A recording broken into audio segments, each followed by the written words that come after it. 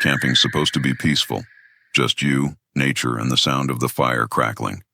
But for the people in these three true stories, the woods had something else waiting for them. It was the summer before college, and I wanted one last solo trip before life got busy. I packed my small tent, a cooler of snacks, and my dad's old flashlight, and drove 3 hours into the Pine Creek Forest in Oregon. I arrived mid-afternoon, picked a quiet spot by the lake, and set up camp. It was peaceful, the smell of pine, the sound of insects humming, and the faint sparkle of sunlight through the leaves. I remember feeling proud of myself for being brave enough to camp alone. As the sun went down, I built a small fire, cooked some hot dogs, and read on my Kindle. Around 9:30, I heard crunching from the woods behind me. I froze. It sounded like footsteps, slow, careful. I clicked off my flashlight and listened. Silence. After a minute, I convinced myself it was an animal. I laughed nervously and went back to reading. But not even 10 minutes later, I heard it again. Crunch, crunch, closer this time. "Hello?" I called out, trying to sound calm. No answer. That's when I shined my light toward the trees.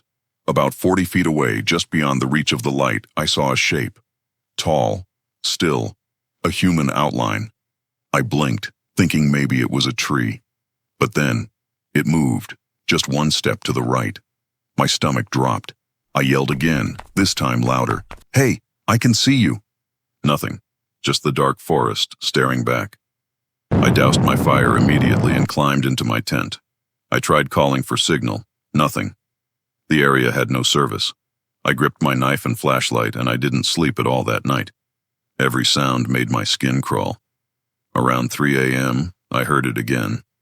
Footsteps circling my tent. Slow, deliberate. Then a whisper. "Why are you out here alone?" I stopped breathing. I wanted to scream, but my throat was locked. Whoever it was circled once more. Then I heard retreating footsteps, fading into the woods. At first light, I threw everything into my car and sped out of there, heart pounding. When I reached the ranger station, I told them what happened. The ranger looked uneasy. He said, "You're the third person this month to report a man wandering that section. We still haven't found him. I still go camping, but never alone. And sometimes, when the woods go quiet, I swear I still hear that whisper in my head." Me and my two friends, Kevin and Luke, went camping in the Smoky Mountains last spring. We picked a remote site. No cell signal, no nearby camps, just us and the forest. The first night was perfect. Beers, a small fire, bad singing. Around midnight, we noticed a faint flashlight beam flickering through the trees. At first, we thought it was a ranger doing rounds. But as it got closer, we saw it was a man, mid-40s, beard, dirty jacket, holding an old hiking pack. "Didn't mean to scare you," he said, smiling awkwardly. "Just got lost off the trail." We offered him water and a seat by the fire. He talked about hiking solo, said his car broke down a few miles back. But something felt off. He never looked us in the eyes, and every time someone spoke, he'd pause before answering like he was studying us. When Kevin offered him food, the guy just stared and said quietly, "I'm not hungry anymore." Around 2 a.m., he said he'd head out, but none of us saw him leave. No footsteps, no flashlight. Just gone. We brushed it off and went to sleep. Around 4 a.m., I woke up needing to pee. As I stepped out of the tent, my heart nearly stopped. There was a flashlight on the ground, still turned on, near our fire pit, and beside it, fresh footprints leading behind the tent. I woke the others. We scanned the area, but didn't see him. Kevin found something worse. His car keys, which he'd left inside the tent, were now gone. Panic set in fast. We packed up before sunrise and started the hike back to the parking lot. When we got there, Kevin's car door was wide open, and everything inside had been thrown around. The ranger we spoke to later said there'd been reports of a man living off the grid nearby, breaking into campsites, stealing supplies, and watching people at night. They said he'd never hurt anyone, yet.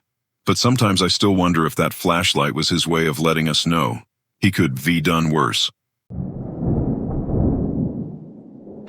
Every July, my family meets up at Lake Willow to camp. It's private property owned by my uncle, and for years it's been the same. Bonfires, beer, and late-night swims. Last year it was just me, my cousin, and her boyfriend. Around midnight, we decided to take a dip in the lake. The moon was bright, and the water was calm. We were splashing and laughing when we heard it. Someone calling my cousin's name. Brianna. She froze. Did you hear that? We thought maybe my uncle was messing with us, but when we looked at the shore, there was no one there, just our small lantern glowing beside the cooler. Then, the voice called again, this time from behind us, out in the middle of the lake. Brianna? It sounded exactly like her mother's voice.